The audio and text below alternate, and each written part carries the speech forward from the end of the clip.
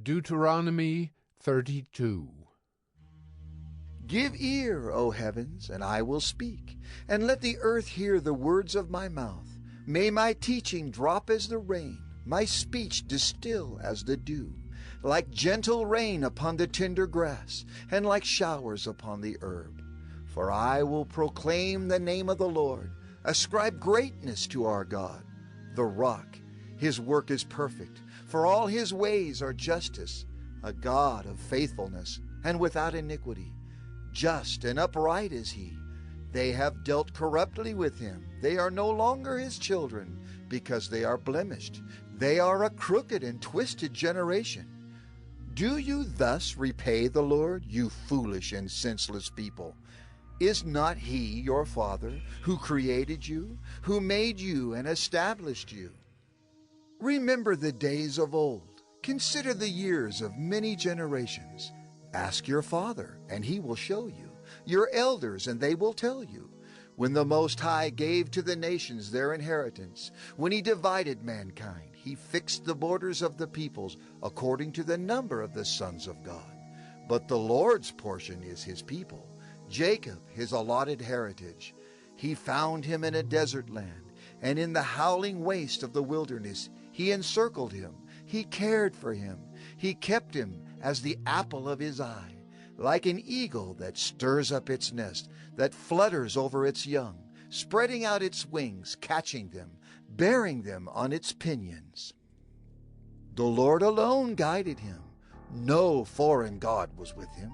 He made him ride on the high places of the land, and he ate the produce of the field, and he suckled him with honey out of the rock, and oil out of the flinty rock, curds from the herd, and milk from the flock, with fat of lambs, rams of Bashan, and goats, with the very finest of the wheat. And you drank foaming wine made from the blood of the grape. But Jeshurun grew fat and kicked. You grew fat, stout, and sleek. Then he forsook God who made him and scoffed at the rock of his salvation. They stirred him to jealousy with strange gods. With abominations they provoked him to anger. They sacrificed to demons that were no gods, to gods they had never known, to new gods that had come recently, whom your fathers had never dreaded. You were unmindful of the rock that bore you, and you forgot the God who gave you birth. The Lord saw it and spurned them, because of the provocation of his sons and his daughters. And he said, I will hide my face from them. I will see what their end will be, for they are a perverse generation, children in whom is no faithfulness. They have made me jealous with what is no God. They have provoked me to anger with their idols. So I will make them jealous with those who are no people. I will provoke them to anger with a foolish nation. For a fire is kindled by my anger, and it burns to the depths of Sheol, devours the earth in its increase, and sets on fire the foundations of the mountains. And I will heap disasters upon them. I will spin my arrows on them. They shall be wasted with hunger and devoured by plague and poisonous pestilence. I will send the teeth of beasts against them, with the venom of things that crawl in the dust. Outdoors the sword shall be reaved, and indoors terror, for young man and woman alike, the nursing child with the man of gray hairs.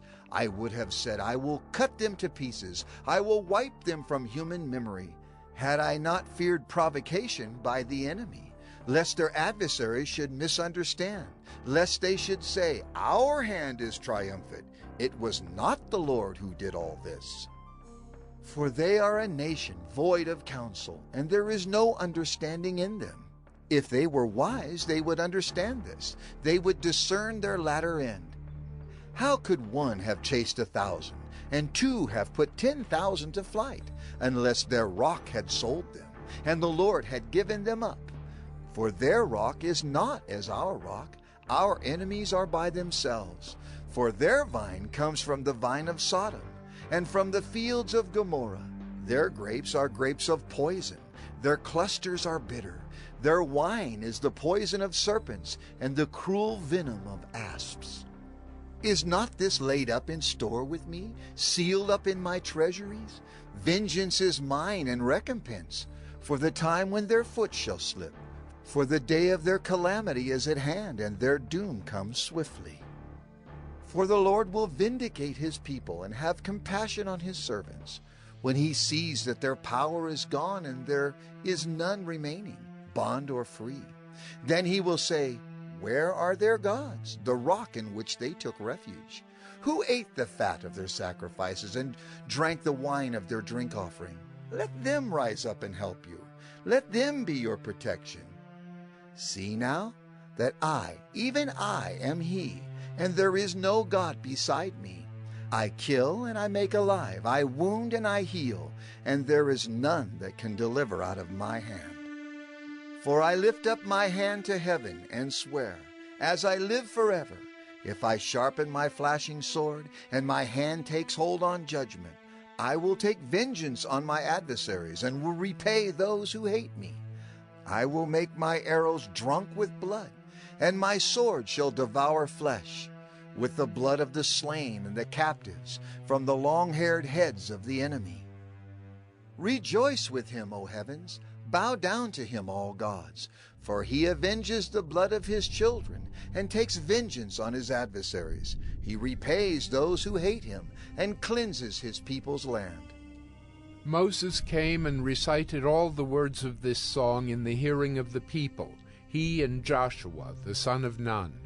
And when Moses had finished speaking all these words to all Israel, he said to them, Take to heart all the words by which I am warning you today, that you may command them to your children, that they may be careful to do all the words of this law.